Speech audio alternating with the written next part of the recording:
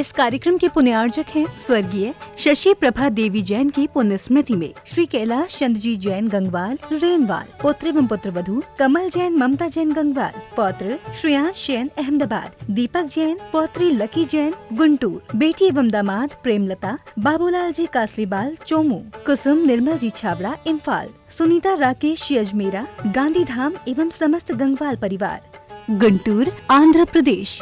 श्रीमती किरण देवी जैन, शकुंतला देवी जैन, कमल, इंदु, राजीव, राजलक्ष्मी, अनिल, मीरा, संजय, ऋतु, अमित, स्वाति, संकल्प, रश्मि, स्मारिका, संभव, प्रियश, परीशा, स्वयं एवं समस्त भूज परिवार सूरत। स्वर्गीय श्री सवाई सिंघई पदम चंद जी जैन, श्रीमती दयाबाई जैन, पुत्र एवं पुत्रवधू श्री प्रदीप कुमार जैन, श्रीमती स्नेहलता जैन, सुदीप जैन, पल्लवी जैन, आगम जैन, श्री राजेश जैन, पुत्रवधू श्रीमती सीमा जैन, राशि जैन, तन्मय जैन, पुत्र एवं पुत्रवधू धर्मेंद्र जैन, श्रीमती विनीता जैन, आकाश, सक्षम जैन, आर्शिया जैन, पुत्री एवं दामाद श्रीमती सरिता जैन, स्वर्गीय श्री संजय जैन, पुट्ठा मिल, ईश्वरवाड़ा मध्य प्रदेश, शुभम जैन, सुयश जैन, भोपाल, पुत्री एवं दामाद श्रीमती सीमा जैन, श्री संजीव जैन, मैक्स, देवांश जैन, द्रव्या जैन, इंदौर, फर्म पदम चंद शिखर चंद जैन, बेगमगंज सागर एमपी, श्री सुधा सागर पल्सेस, बेगमगंज सागर एमपी, श्री गुरुजी ट्रेडर्स, बेगमगंज सागर एमपी, पीएस परिवार, बेगमगंज सागर मध्य प्रदेश।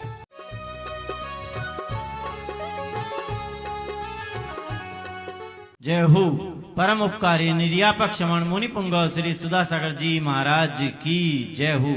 आचार्य संघ की जय हो। शिक्षा के क्षेत्र में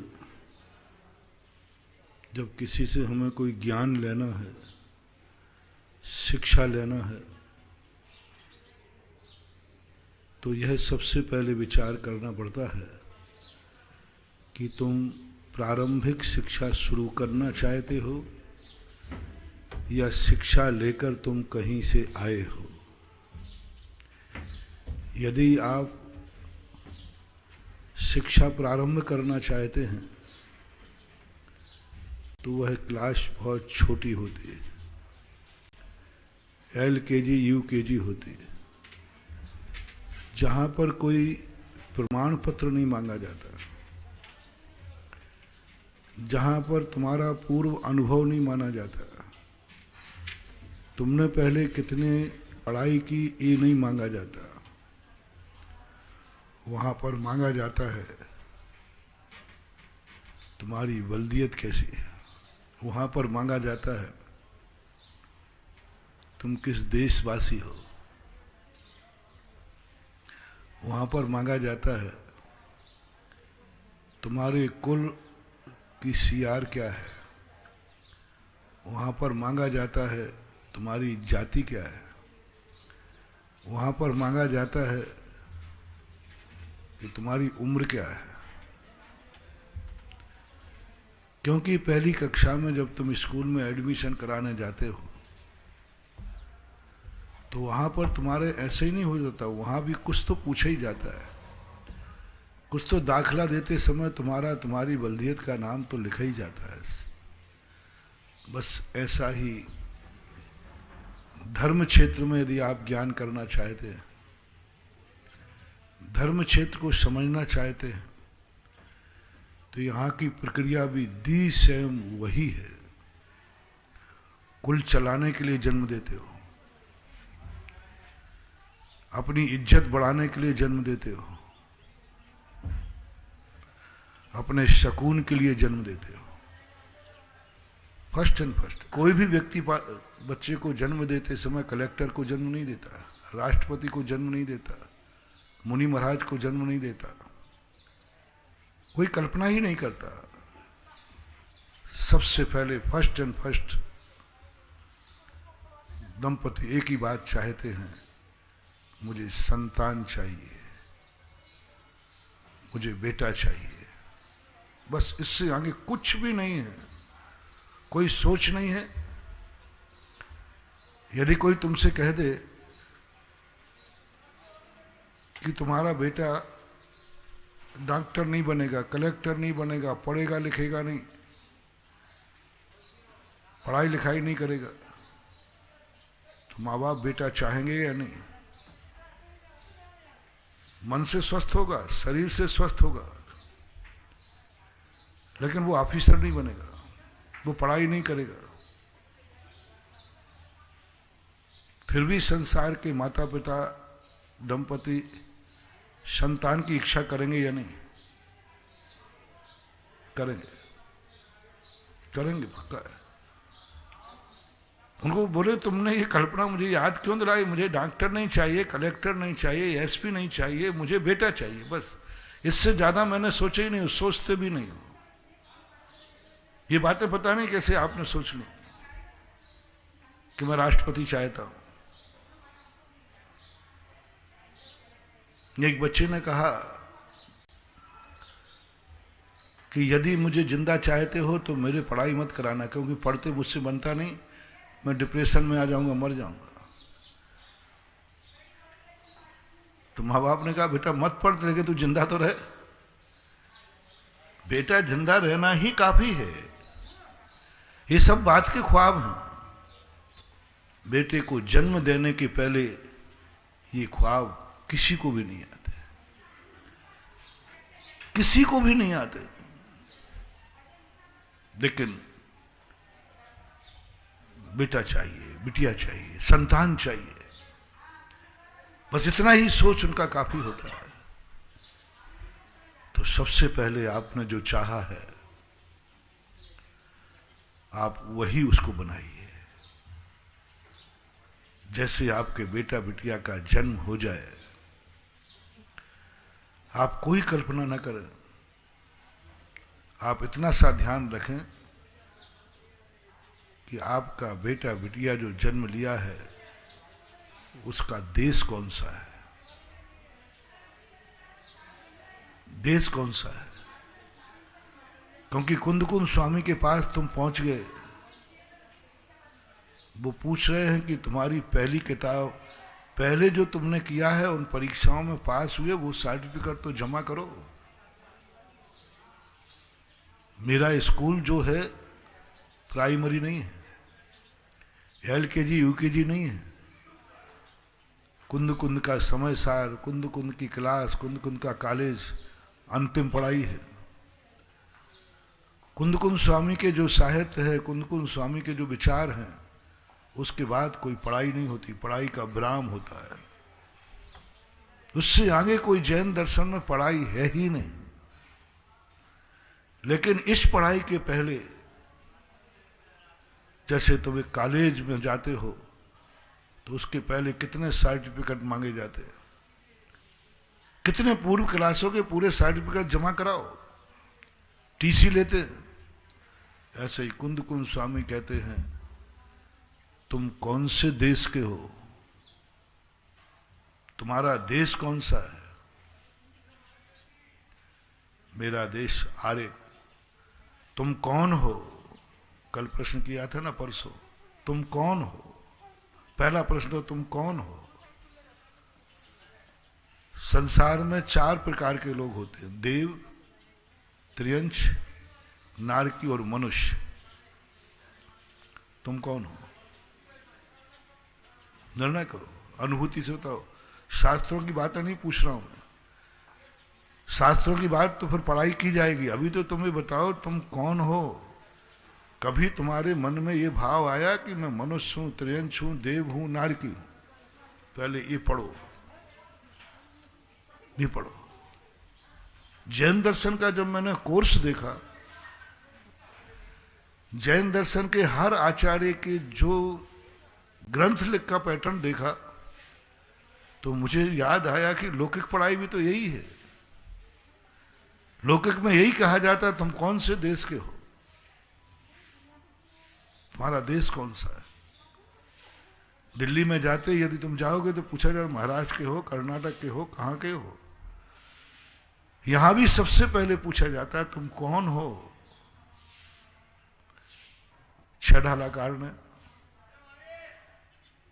सबसे पहले यही परिचय कराया कि तुम आगे जाकर के कुंद कुंद स्वामी के पास पहुंचोगे, वो पूछेंगे कि तुम कौन हो। इसलिए छठालाकार में पहले चतुर्गति का स्वरूप बताया, चारों गतियों की व्यवस्था बताई। सबसे पहला वर्णन चतुर्गति का, ज्ञानार्णवकार पहला वर्णन चतुर्गति का। सभी आचार्य पहला वर्णन कहते हैं तुम इस सृष्टि को समझो, इस सृष्टि में कितने जीव हैं। पहले तो सबसे पहले यह समझना जरूरी है कि ये दुनिया क्या है। सामान्य रूप से एक द्रव्यों से बनी हुई है। द्रव्य कितने हैं? 6 द्रव्य होते हैं। वो 6 द्रव्य कौन कौन से हैं? जीव, पुद्गल, धर्म, अधर्म, आकाश और काल। उसमें से तुम कौन हो? मैं जीव हूं। द्रव्य संग्रहकार ने शुरुआत इसी से की। सबसे पहले उन्होंने मंगलाचरण के कहा कि तुम जीव हो, और पहले तो उन्होंने द्रव्य जीव मजीवम दब्बम जिन गुण गुण वसेण जैन निर्दिठम देवेंद्र बंद मंदम वंदे तम शब्दा सदा। जीवो उपयोगमो, जीव उपयोगमय है। जीव, तुम जीव हो। जीव का स्वरूप बता रहा। जीवो उपयोगमो अमुत्तिकत्ता सदे परमाणु भूता संसारत्तो सिद्धो सो विस्सोड़ गई। तिक्काले चदुपाणा इंदिये बल माऊ आण पाणो बहुहारासो जीवो निश्चय न दो बहुहारासो जीवो। बहुहारने से ये जीव है। कितनी बड़ी बात। तो ये चीजें हम क्रम नहीं जान पा रहे। अभी हमें यही अनुभूति में नहीं आ रहा है कि मैं जीव हूं।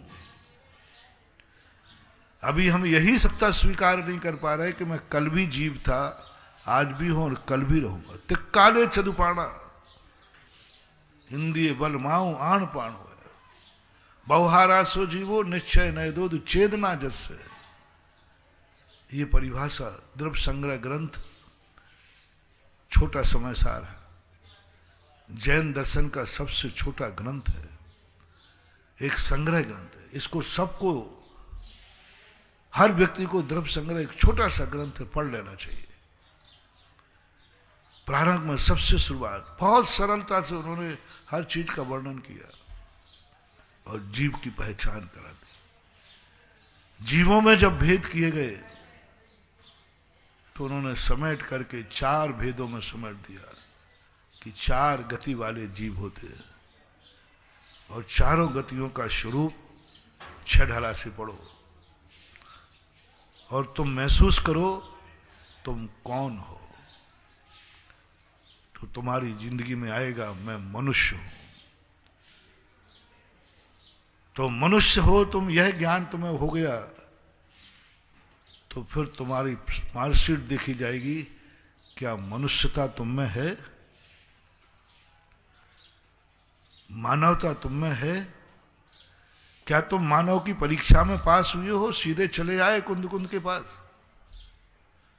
क्या मानवता तुम्हारे अंदर है?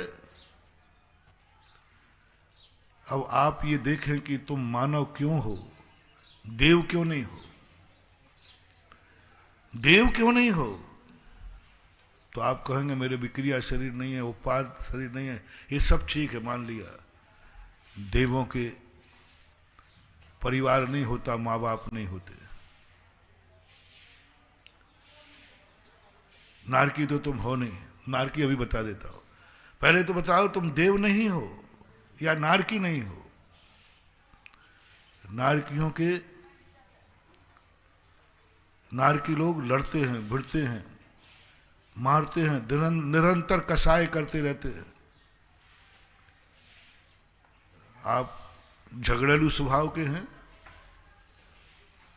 आपको झगड़ा करना पसंद है। कई लोगों की आदत होती है, उनके झगड़े के नेचर होते हैं, वो बात को बतंगड़ बढ़ाते हैं।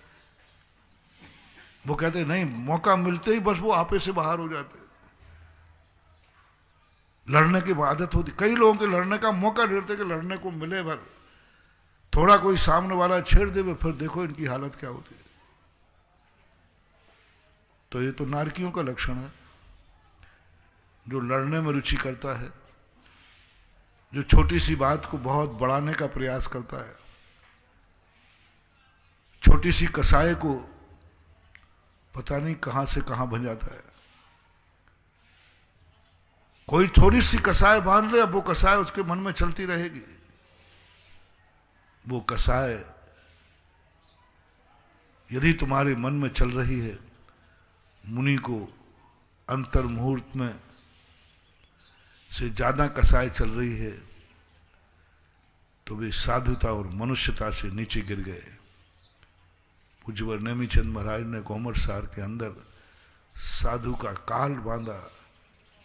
तुम्हारी कोई भी कसाय, कोई भी प्रतिरोध, कोई भी घृणा, कोई भी द्वेष यदि एक अंतर मुहूर्त से ज्यादा तुम्हारे मन में ठहर रहा है, निश्चित समझना तुम्हारा मुनि का गुण स्थान गिर चुका है। बहुत अच्छा थर्मामीटर दिया। बहुत सारे थर्मामीटरों में तो हम धूल झोंक देते हैं दुनिया के। यार पाल तो रहा हूं मुनिव्रत, सामायिक कर तो रहा हूं, प्रतिक्रमण कर रहा हूं, सब चर्या तो पाल रहा हूं, और क्या करूं? उन्होंने कहा ये सब मुनिव्रत की थर्मामीटर नहीं है। मैंने सब घर बार छोड़ तो दिया है, कौन सा सोना चांदी घर रखे हो? नहीं, ज्यादा चिल्लाओ मत, ज्यादा चिल्लाओ मत। ये मुनि के कार्य हैं, मुनि के लक्षण नहीं है। ये मुनि के क्रियाएं हैं, मुनि का चिन्ह नहीं है। ये मुनि का भेष है, मुनित्व नहीं है। ये जो तुमने घर बार छोड़ा, वस्त्र छोड़ा, परिवार छोड़ा, एक टाइम खा रहे हो, केशलंच कर रहे हो, खड़े होकर आहार लेते हो, अंतराय पाल रहे हो, स्वाध्याय कर रहे हो, प्रोचन कर रहे हो, प्रतिक्रमण कर रहे हो, ये सब कर रहे हो तुम। ये सब कर रहे, बता दिए मैं क्या नहीं करता हूं, मैं क्या नहीं करता हूं बताइए मुनि व्रत में, और क्या करूं? आकाश में लटक जाऊं क्या? हो मुनि चिड़चिड़ा जाएगा। मुनि से कहो कि मैं तुम्हारे मन में, तुम्हारे अंदर मुझे मुनित्व नहीं दिख रहा है, और वो पूरी चर्या पालता है, पूरी चर्या निर्दोष पालता है। अष्टमी 14 उपवास भी करता है, गर्मी में भी करता है, पूरे कवि प्रतिक्रमण साधना सब कर रहा है। वो कहते क्या बोल रहा तुमने? मुनित्व नहीं दिख रहा है? हाँ मुनित्व नहीं, तो क्या करना है मुनित्व के लिए? बस समझ लेना मामला घोटाला है। जैसे तुम किसी अच्छे व्यक्ति को, खास तौर से साधु को कभी छेड़ देना, महाराज तुम्हारी मुनि चर्या में, मुनित्व में हमें विकल्प आ रहा है। जो सम्यक दृष्टि भावलिंगी साधु होंगे वे उत्तेजित नहीं होंगे। वो कहें अच्छा कोई जरूर मेरे से गलती हो रही जो मुझे नहीं दिख रही है, अरे भैया बताओ ना क्या बात है। वो फिर पूछेंगे, बहुत बादशाह से पूछे, क्रोध में नहीं, गुस्से में नहीं। ये अच्छे आदमी के लक्षण है, मंद कसाई के लक्षण है। जैसे ही तुमने किसी पर दोष लगाया, प्रशंसा में नहीं, द्वेष में, बुराई में कमी निकालो तुम, और कमी निकालते ही यदि उसको जोश आ जाए, उत्तेजना आ जाए, तुम ज्यादा बहस मत करना, वहां से उठ देना, हो गई परीक्षा तरीका भी। ज्यादा बहस मत करना, साधुओं से ज्यादा भिड़ना मरना मत, नहीं तो तुम मुश्किल में पड़ जाओगे। हाँ बस थोड़ा सा साधु को छेड़ के देख लेना, महाराज जी ये थोड़ा ठीक नहीं लग रहा है, धीरे से बोलना पहले। हाँ बड़ी विनय से, हाथ अच्छे से हाथ पैर जोड़ना पहले, नहीं तो सारे संसार से निपटना कठिन है, साधु से निपटना उलझ गए तो। हाँ हिजड़ा की बद्दुआ और साधु की बद्दुआ लोग पचा नहीं पाते। दो व्यक्ति को अपनी जिंदगी में कभी नाराज नहीं करना, हिजड़ा को और साधु को। और आप लोगों को मालूम है लोग हिजड़ा से पंगा मोल क्यों नहीं लेते? वो तुम्हारे दरवाजे आता, वो दे देते आप लोग, अरे भाई जा। लोग ऐसा बताते। एक बार मैं अजमेर में नारेली में कहीं था, तो किसी का झगड़ा हो गया, वो किसी हिजड़ा से भिड़ गया। अब जैसे गांव वालों को पता चला वो घबरा गए, अब महाराज जी हम तो बर्बाद हो जाएंगे, बर्बाद हो जाएंगे। बोले क्या इसने हिजड़ा से बहस कर ली? कहा सुनी हो गई, और सारे गांव ने वर कह दिया अब तो तेरी बर्बादी निश्चित है। तू हिजड़ा से फिर गया, हिजड़ा से बहस कर ली तूने, हिजड़ा की कहा सुनी कर दी, और मेरे पास आके घबरा गया। मैंने कही तू पुरुष है कि स्त्री? पुरुष होकर हिजड़ा से डरता है? हिजड़ा तो अपन बोलते कायर को, लेकिन लोगों में धारणा है, लोग यही कहते हैं कि हिजड़ा से कभी बहस नहीं करना, उनकी अंदर की बद्दुआ बुरी होती है, ऐसा लोक रुक्ति कहते हैं। शास्त्रों में मैंने नहीं पढ़ा, बस यही धारणा मैंने देखी। राजस्थान में आया तो खास तौर से यहां के लोग साधु से बहुत डरते थे, गजब डरते थे। और साधु लोग तो क्या हिटलर थे, 1 मिनट में कपा देते थे। पूरा राजस्थान साधुओं से डरता था। ये तो इतनी सुन लेते हैं, जो चाहे इनको पीट देता है। मैंने कहा ये जैनियों को हम उन्हीं लोगों ने सिखाया है कि भली और क्रिया कम पालना नहीं पालना, लेकिन लड़ाई झगड़े नहीं करना। यदि तुम्हें लड़ाई झगड़े का शौक है तो आप मानवता नाम के पेपर में फेल हो। किस बल पर कुंदकुंद स्वामी के पास आए हो? कुंदकुंद स्वामी कहते हैं कौन हो तुम? मैं मनुष्य हूं। लक्षण तो नारकी के हैं, जाओ यहां से, पहले मनुष्य बन के आओ। भगवान बनने चले हो, पहले इंसान बन के आओ। नारकी। और जो लड़ाई झगड़ों से डरता है, बचता है, नहीं करना चाहता है, टालना चाहता है, समझ लेना तुम फिर त्रियंच तो नहीं हो, तुम देव तो नहीं हो। पहले देव ले लेते, देव तो नहीं हूं भगवान में, क्योंकि देवों के माता पिता नहीं होते, मेरे माता पिता है। देवों की कुल जाति नहीं होती, मेरी कुल जाति है। तो फिर तुम त्रियंच तो नहीं हो, त्रियंचों के माता पिता होते हैं। तुम त्रियंच तो नहीं हो। कौन सा लक्षण ऐसा है जो त्रियंचों में नहीं पाया जाए? तुम त्रियंच तो नहीं हो। अब देखो त्रियंच को मैचिंग करो, कौन सा ऐसा कार्य है जो त्रियंच नहीं करता और तुम करते हो? अभी धार्मिक दृष्टि से नहीं बता रहा हूं, तुम्हारी दृष्टि से बता रहा हूं। त्रियंच के सांसारिक सभी कार्य तुम करते हो, वह त्रियंच भी करता है। आहार, भय, मैथुन, परिग्रह, ये चारों कार्य त्रियंच भी करता है, तुम भी करते हो। कोई अंतर नहीं है। बस एक अंतर है, एक अंतर है कि वो बड़े होने के बाद माँ बाप को भूल जाता है, परिवार को भूल जाता है। पालन तो करवा लेता है, माँ बाप से दूध तो पी लेता है, अपनी रक्षा करवा लेता है, और जैसे ही समर्थ होता है माँ बाप को छोड़ देता है। तो क्या आप इस मानवता में पास है? आपने कहा मनुष्य।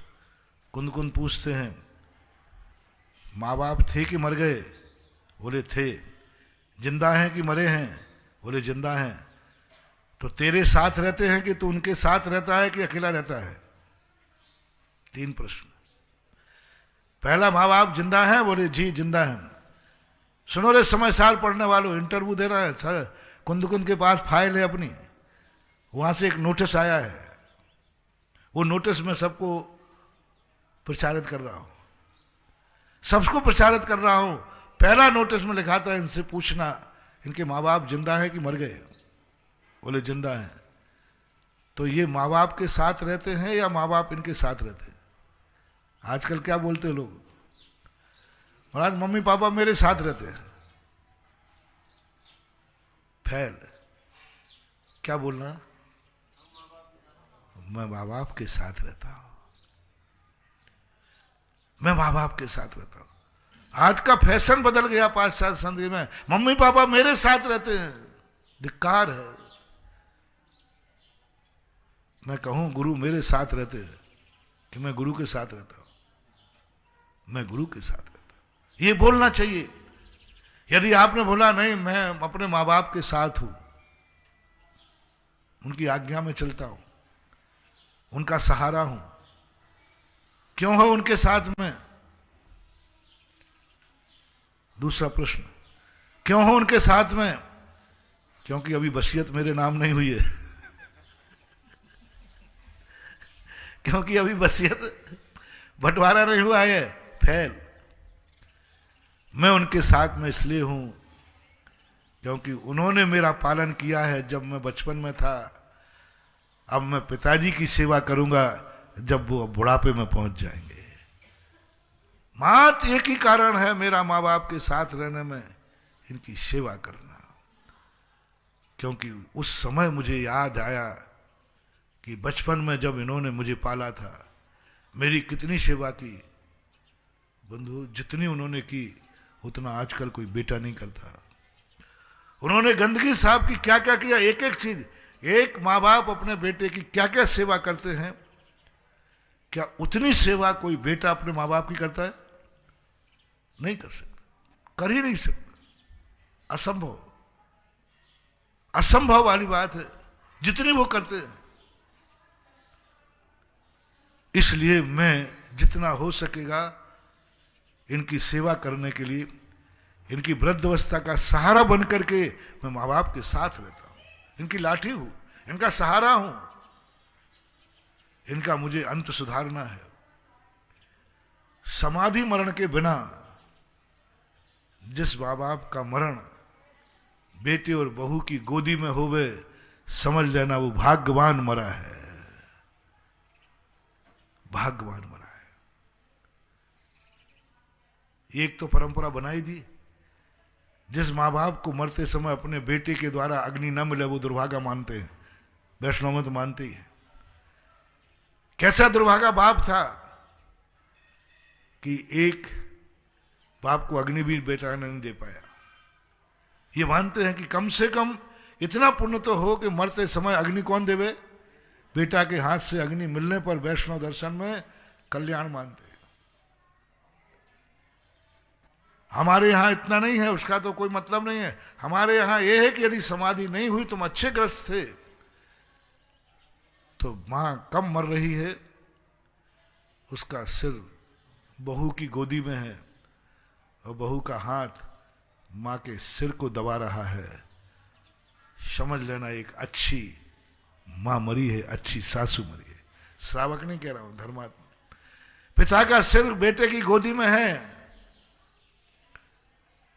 और सिर हाथ उसके सिर पर रखा हुआ है और प्राण निकल जाए, समझ लेना एक अच्छे पिता के लक्षण हो गए। और ऐसा तुम्हें करने मिल जाए, पिता और मां तो कहां मर के गए वो तो मैं नहीं बता सकूंगा, लेकिन मैं तुम्हें एक सर्टिफिकेट जरूर दूंगा कि तुम एक अच्छे सपूत हो, क्योंकि तुम्हारी गोदी में मां का मरण हुआ, तुम्हारी गोदी में पिता का मरण हुआ। एक सपूत होने का प्रमाण पत्र। बोलो तुम पशु हो या मनुष्य? मनुष्य में फैल हो या पास हो? ये सौभाग्य तुमने कभी लिया?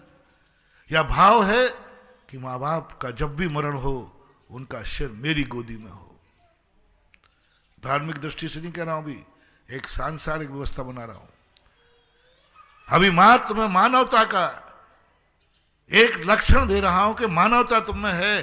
क्या तुमने कभी ये भाव भाया? कभी तुम्हारे मन में ये भाव आया कि मेरे मम्मी पापा का जब मरण हो उनका सिर मेरी गोदी में हो? बस, और ज्यादा कोई कठिन पेपर नहीं दिया मैंने। यदि ये तुम्हारी जिंदगी में हो गया तो समझ लेना तुम एक सर्टिफिकेट पेश कर दोगे, कुंद कुंद स्वीकार कर लेंगे, तू मानव है, मानवता तेरे में है। और जो लोग बड़े होकर माँ बाप को छोड़कर अलग हो जाते हैं, चले जाते हैं, उनको कुंद कुंद स्वामी की क्लास में भर्ती नहीं हो सकते हो, क्योंकि मानवता नहीं है। मानव होने के बाद दूसरा पेपर पूछा गया, कहाँ के हो तुम? हमारे यहाँ मनुष्यों के दो क्षेत्र हैं, एक मलेच्छ खंड और एक आर्य खंड। एक भोग भूमि से तो मतलब नहीं, वो तो गुरु के पास आएगा ही नहीं। दो व्यक्ति आ सकते हैं, मलेच्छी और आर्य।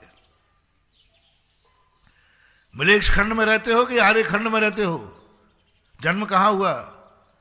तो तुम कहोगे आर्य पुत्र हूं भगवान, आर्य खंड में है। तो आर्य के लक्षण क्या है? आर्य के लक्षण क्या है? जैन का लक्षण नहीं पूछ रहा हूं। जो अपने कुल परंपरा से आए हुए देव, गुरु और शास्त्र की आराधना करता है, पूजा करता है, अर्चना करता है, वो आर्य है। आर्य पुत्रों में आर्य खंड का सबसे पहला लक्षण है, संसार के समस्त कार्य करने के पहले अपने देवता की पूजा करते हैं, देवता की आराधना करते हैं। यदि सुबह से काम है तो वे थोड़े जल्दी उठ जाते हैं, उनकी प्रार्थना करेंगे, ध्यान करेंगे, आराधना करेंगे। नियम से बिना आराधना किए बिना आर्य रह ही नहीं सकता, आर्य रह ही नहीं सकता। क्षेत्र आर्य, जाति आर्य, गुण आर्य। क्षेत्र मलेच्छ, जाति मलेच्छ, गुण मलेच्छ। अब तुम क्षेत्र की अपेक्षा तो आर्य हो, लेकिन गुण आप में एक भी नहीं है। गुण आप में एक भी नहीं है। आप सुबह उठ करके क्या किसी भगवान की आराधना करते हो? अभी सम्यक मिथ्या पे मत जाना। क्या सुबह उठ करके आपने कभी कोई नमोकार मंत्र की माला फेरी? क्या मंदिर जाने का भाव आता है? किसी आराध्य को स्मरण करने का भाव आता है? ये आर्यों का लक्षण है। आर्य सबसे पहले उठते ही पलंग से नीचे कदम बाद में रखेगा, सबसे पहले अपने आराध्य देव को नमस्कार करेगा। आर्यों का लक्षण है। सबसे पहले उठेगा, जय हो, ओम नमः सिद्धेभ्य, नमो रिहंताणम, नमो सिद्धाणम, नमो आयर्याणम, नमो अज्जायणम, नमो लोहेश विशाहणम, ये बोलेगा। ऐसा तुम करते हो? नहीं करते हो तो तुम आर्य में कुल में जन्मे हो, लेकिन गुणों से तुम आर्य नहीं हो। फिर तीसरा प्रश्न किया जाएगा, कुल का सर्टिफिकेट लगाओ। कौन सा कुल है? हम जैनियों को मुख्य लक्ष्य करके दे रहा हूं, और वही सब लोग अपनी अपनी जाति में लगा लें। तुम्हारा कुल कौन सा है? जैन कुल। तो कुल पुराण पढ़ो। तुम सारी दुनिया से अलग क्यों हो? सभी मनुष्य हैं, सभी आर्य हैं, सभी किसी ना किसी कुल में जन्म लिया। तुमने अपना नाम अलग से क्यों रखा जैन कुल? आप तो सीधा बोलो, मेरा कुल में जन्म हुआ, मैं कुल में भेद नहीं करता। बोलो आपका कुल कौन सा है? जैन कुल। तो आप अजैन कुलों को पढ़िए। जो जो अजैन कुलों में होता है वही तुम्हारे कुल में हो रहा है। तो कुल भ्रष्ट, कुल भ्रष्टों के लिए कुंद कुंद स्वामी के स्थान नहीं मिल सकता। कुल भ्रष्ट हो। अब आपको अपना कुलाचार पढ़ना है। पूज्य जिनसेन स्वामी महापुराण में कहते हैं, धर्माचार बाद में पढ़ो, पहले कुलाचार में पास हो। कुलाचार में पास हो। तुम्हारा कुल कौन सा है? जो अपने बच्चों को कुल परंपरा नहीं पढ़ाते हैं, वे बच्चों के साथ बहुत बड़ा अन्याय कर रहे हैं। इसलिए जो दादा दादी जिंदा हैं, बाप माँ और बेटे तो पिता बता नहीं पाएंगे, वो तो धंधे पानी में व्यस्त हैं। वो तो सुबह जाते हैं, रात में आते हैं। दादी दादी फुर्सत में हैं। दादा दादी अब वृद्ध हो गए हैं। पहले दादा दादी की, नाना नानी की कहानी चलती थी, और दादा दादी यही सुनाते थे, देख बेटा पोता, तेरे दादा ऐसे थे, तेरे दादा ऐसा करते थे, तेरे दादा सुबह उठ करके भगवान का अभिषेक पूजन करते थे, महाराज आते थे तो जाके तीर्थ क्षेत्रों में जाकर के आहार दान देते थे, महाराज के विहार कराते थे, प्रवचन सुनते। जो कुछ भी तुम्हें याद है, दादा दादी जितने अभी जिंदा हैं उनको आज होमवर्क दे रहा हूं कि उनको जितना पुराना याद हो पोते को सुना देना, पोते को सुना देना। महाभारत में यही तो कहा नीति से पांडव, युद्ध हो रहा है, युद्ध में कुछ भी हो सकता है। गुरु दुर्योधन की तरफ है, तुम मर जाओगे तो बेटे को चक्रव्यूह बता देना। इसलिए हर दादा का एक काम है आज होमवर्क, सबसे बड़ा होमवर्क, अपने पूर्वजों की कहानी जरूर सुना के जाना, उनका नेचर, उनका स्वभाव, उनकी अच्छाइयां, उनकी बुराइयां भी सुना देना और कह देना ये बुराइयां ग्रहण नहीं करना, इसी बुराई से अपने कुल का नाश हो जाता। अच्छाई जरूर सुनाना हर दादा को। और जो दादा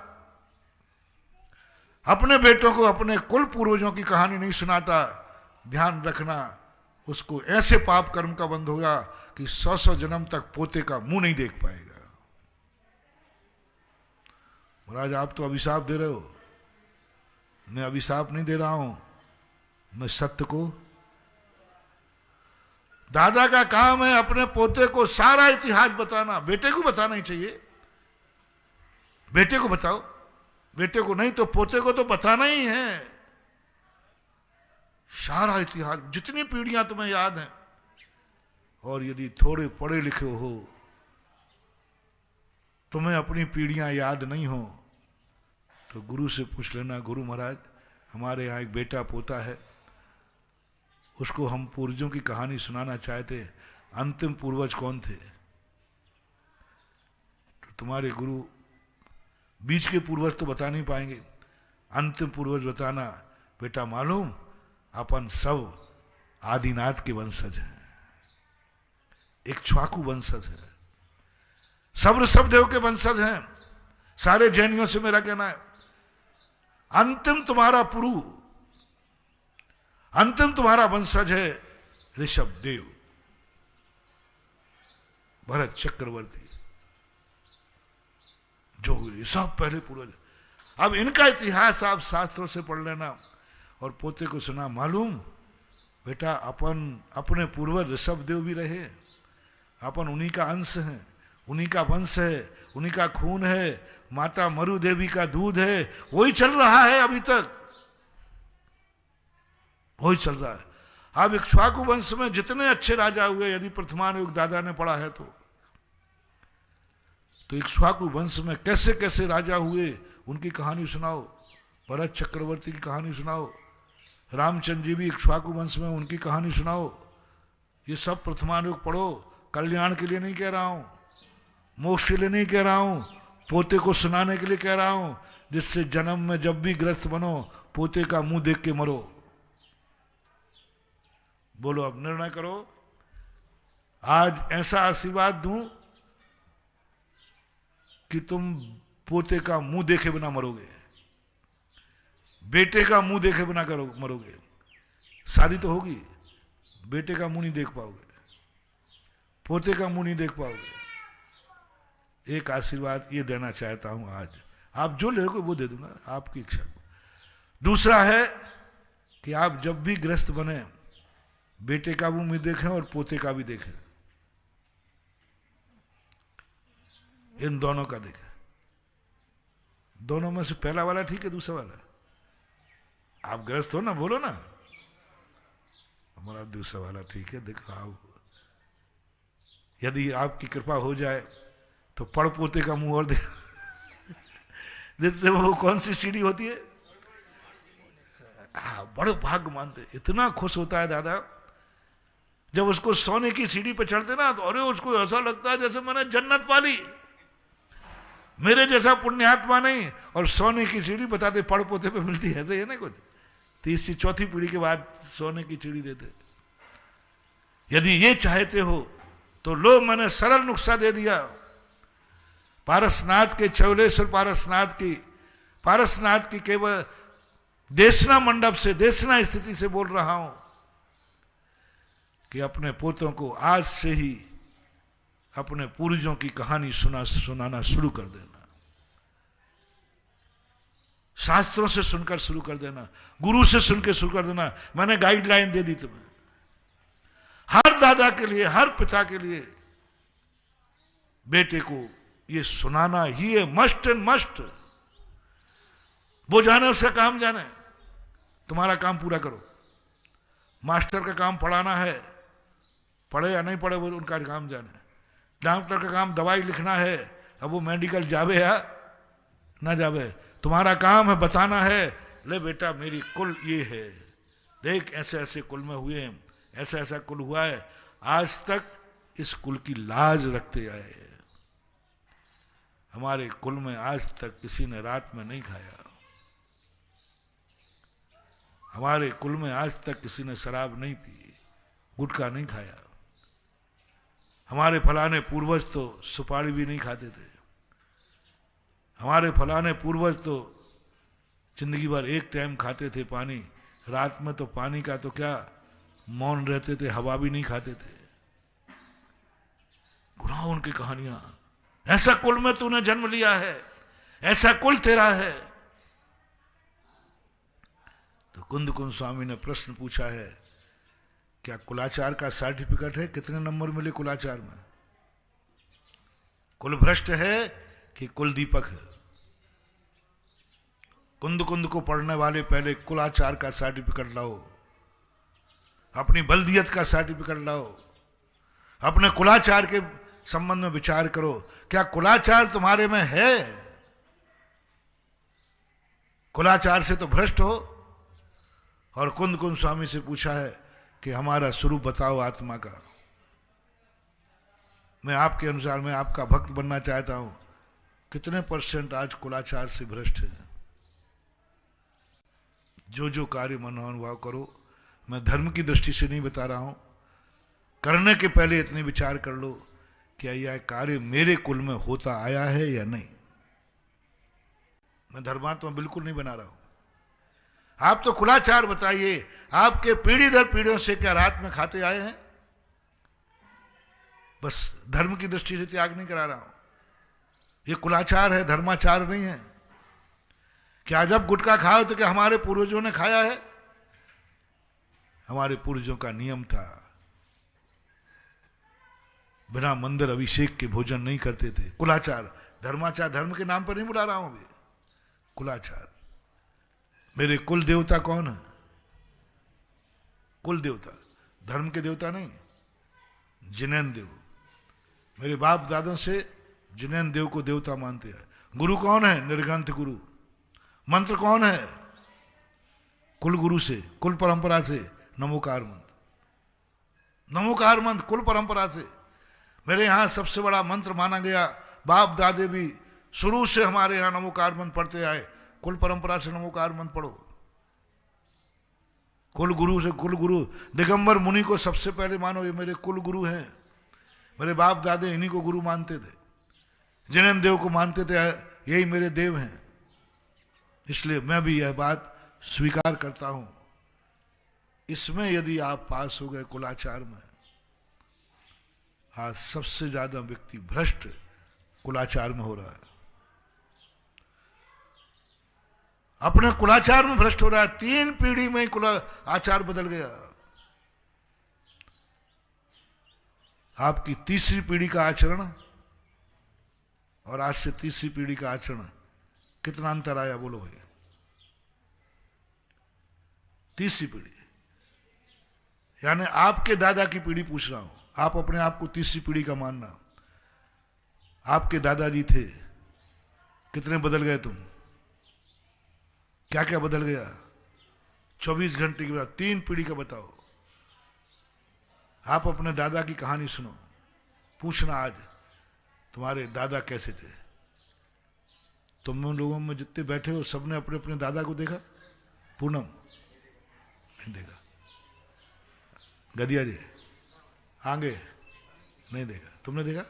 पीछे नहीं देख पाया, अमोलक देखा है, और भी सब पीछे मऊआ वाला दादा को नहीं देखा। अरे मामला बिगड़ गया, कोई बात नहीं। जिन जिन ने दादा को देखा है वे आज अपना निश्चय करें कि दादा में और तुम्हारे में क्या अंतर आया, आचरण में, आचार में, विचार में, सोच में। यदि कुछ उनसे अच्छे हुए हो तो गर्व की बात है, उनसे यदि नीचे गिरे हो तो शर्म की बात है, शर्म की बात है। परदादा की हम तो 7 पीढ़ी की बात कर रहे हैं। हर व्यक्ति को अपने 7 पीढ़ी का कुलाचार मालूम होना चाहिए कि मेरे 7 पीढ़ी के लोग कैसे कैसे हुए और क्या क्या था। हर बहू को अपनी 7 पीढ़ियों की सासुओं के नाम याद होना चाहिए और 7 पीढ़ी की सासुएं कैसी थीं, क्योंकि वो जो तुम्हारी आज सासू है वो भी किसी की बहू थी, वो भी किसी की बहू थी। मेरी सासू किसी की बहू थी। उसने अपना आचरण कैसा बताया, उसने अपनी सासू के साथ क्या व्यवहार किया, सासू के साथ क्या आचरण किया, सासू के क्या गुण हुए। 7 सासुओं का इतिहास इकट्ठा करना है आज बहुओं के लिए। इकट्ठा करके रखो, कभी भी ले सकता हूं। अब इसकी कहानी से पूछना पड़े, पूछो। 7 सासुओं के याद रखना है। 7 सासुएं कैसी थी, जैसी 7 सासुएं थी वैसी 7 बहू थी, क्योंकि वो बहू तो थी। और बेटों के लिए कहना है मेरा, 7 पीढ़ी के दादाओं का इतिहास पूरा भाई बेटा तैयार करो। पूछो, कहीं ना कहीं से पूछो, जितना मिल जाए उतना सही, कि मेरे 7 पीढ़ी के दादाओं के नाम बताओ, उनकी चर्या बताओ, वो कैसे थे, उनकी इज्जत कैसी थी, उनकी शान कैसी थी, उनके 24 घंटे की दैनंदिनी कैसी थी, ये रखो। महाराज 7 पीढ़ी तो मुश्किल है, तो चलो आज से शुरू करो। 3 पीढ़ी हैं, 4 पीढ़ी हैं, जितनी पीढ़ी हो उतना इतिहास सुरक्षित करो। और आगे बेटे से कहो, बेटा इसके आगे पीढ़ी जोड़ना, कम से कम मान लो 3 पीढ़ी तुम्हारे पास है तो 4थी पीढ़ी वाले को तो 7 पीढ़ी का इतिहास मिल जाएगा। 4थी पीढ़ी बाद आज से शुरू करो, घर में लिख के जाओ, शिलापट्ट लगाओ, घर में एक डायरी बनाओ, एक बही खाता बनाओ, जिसमें अपने पूर्वज की पूरी चर्या लिखी हो। वो किताब वसीयत के साथ बेटे को सौंपो। और बेटे से मेरा कहना है, अपने बाप से वसीयत लेने के पहले कहे कि पिताजी आप अपने पापा की डायरी दीजिए, आपके पापा कैसे थे। पिताजी से वसीयत, आपको वसीयत में उन्होंने क्या क्या दिया था, आप जब बचपन में थे वो आपके साथ क्या व्यवहार करते थे, कैसे, वो पूरी डायरी चाहिए पापा से। अन्यथा मैं दुकान पर नहीं जाऊंगा, अन्यथा मैं व्यापार पर नहीं जाऊंगा। क्योंकि बाप को बाप का तो पता, एक पीढ़ी तो पता रहती है ना। तो आज हर व्यक्ति को अपने पापा से पूछना है, आपके पापा का पूरी डायरी बताओ मुझे, क्या है, सुनाओ मुझे। अभी लॉकडाउन चल रहा है, लॉकडाउन का सबसे बड़ा होमवर्क, मंदिर तो आ ही नहीं रहे, तो प्रवचन सुनने नहीं आ रहा, 3 क्षेत्रों में नहीं आ पा रहे, ये तो सब कानून लग गया, घर में तो हो ना। तो आज सारे जितने लॉकडाउन वाले हैं सब अपने पापाओं से अपने अपने पापा का इतिहास नोट करें डायरी में और लिखें, मेरे पापा के पापा ऐसे थे, मुझे ये पापा इतने अच्छे पापा मिले, इतने अच्छे व्यक्ति मिले, मेरे पापा बहुत अच्छे हैं। ये किसकी देन है, इनके पापा की देन है। हम लोग जब आचार्य श्री का गुणानुवाद करते हैं तो हम लोगों को ज्ञान सागर महाराज याद आते हैं, जिसकी मूर्त इतनी सुंदर, वो कितना सुंदर है। जब आचार्य श्री ऐसे हैं तो ज्ञान सागर कैसे होंगे। ज्ञान सागर की बदौलत है। कोई भी बेटा अपने आप में महान नहीं होता, उसकी महानता उसके बाप के संस्कार में छुपी रहती है। कोई गुरु महान नहीं होता साधु, उस साधु की महानता गुरु में छुपी रहती है। यदि आचार्य श्री ने एक बार सुनाया था संस्मरण कि यदि ज्ञान सागर महाराज नहीं होते तो आज हम ऐसे भी नहीं होते जैसे तुम देख रहे हो। हम भी वही कर रहे होते, झाड़ा फूकी, हम भी वही कर रहे थे, चौका गाड़ी रख रहे होते, हम भी वही कूलर पंखे लेकर के जब जिंदगी जी रहे होते, हम भी उन्हीं में शामिल होते, कुछ नहीं कर पाते, क्योंकि जैसा गुरु वैसा चेला। ये जो कुछ मेरे पास है सब ज्ञान सागर की बदौलत है। वो कहते थे तिल तो स्मार्त भी परिग्रह नहीं, वो कहते थे ये सारी चीजें उनको जो कुछ भी इनके पास है वो सब ज्ञान सागर महाराज के पास था, सब कुछ था। उन्होंने भी कभी जीवन में ऐसो आराम नहीं लिया, उन्होंने भी कभी उनके संग में इस प्रकार का नहीं हुआ। वो संस्कार है। इसलिए तुम्हारा इतिहास आज पापा से पूछो, पापा से पूछो अपने पापा का इतिहास, सासू से पूछो अपनी सासू की कहानी, हर बुजुर्ग पूछो, और डायरी में लिखना उसको, और उस डायरी को अपने घर में सुरक्षित करना, और जब तुम बाप बन जाओ तो अपने बेटे को सौंपना। जिनसेन स्वामी कहते हैं जो व्यक्ति अपना कुलाचार अपने बेटों को नहीं सिखा पाता है वो कुल विहीन हो जाता है, उसके कुल का नाश हो जाता है, उसके कुल का नाश हो जाता है, क्योंकि उसने कुलाचार तो बेटों को सिखाया ही नहीं, कुलाचार की कहानी तो सुनाई ही नहीं। तो आपको यदि कुल का नाश करना है, कुल विहीन होना है, तो आपकी जो मर्जी पड़े तो करो। मेरे में तो जो आया मैंने कह दिया, मैंने जो समझा वो तुम्हें बता दिया, क्योंकि मैं तुम्हारा उपकारी हूं। उपकारी व्यक्ति जब भी कुछ चीज को दुर्घटना समझता है पीछे को जरूर संकेत देके जाता है।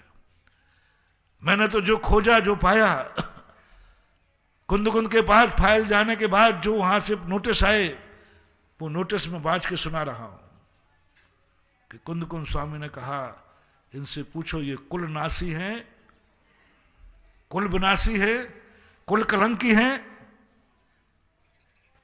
तो तुम किस मुंह से मेरे दरवाजे आए हो, किस मुंह से तुमने समय सार छुआ है, किस मुंह से कुंद के द्वारा उपदेश सुनना चाहते हो, किस मुंह से तुम कुंद के शिष्य बनना चाहते हो। कुल भ्रष्टियों को यहां स्थान नहीं है, इसलिए कुल की लाज रखना है महानुभाव।